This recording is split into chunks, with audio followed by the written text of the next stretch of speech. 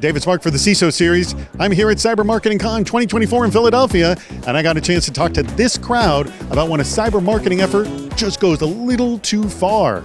How do you know you or others have pushed too far in cybersecurity marketing? Oh, that's a good question. There's FUD, fear, uncertainty, and death. You scare them. Hey, this could go horribly wrong. I think when you're starting to intentionally scare people just to make a sale, you may have a problem. Because it's like the boy you cried wolf. Chicken Little, sky's falling. You have to do marketing with integrity. I think if you get massive social media backlash, when somebody goes on LinkedIn and says, check out this obnoxious email message. And they're like, this is what you shouldn't be doing. That's when you know you've gone too far.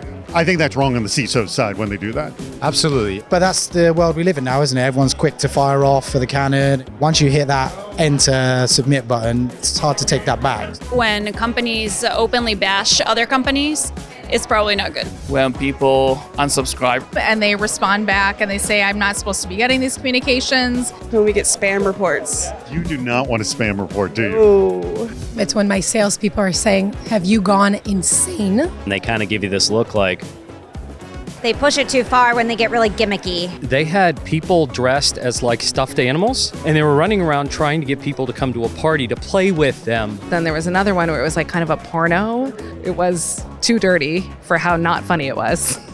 You don't have to be scandalous to get the buzz going in marketing. And you always need to have some place that's a place of trust you can go to and gut check things, especially when they're on the edge. What mistake have you made in cybersecurity marketing that you have learned from? Not allowing enough time for a major launch campaign. I tried to run a campaign that was too targeted. Sending out like a non-personalized email. Hi, ...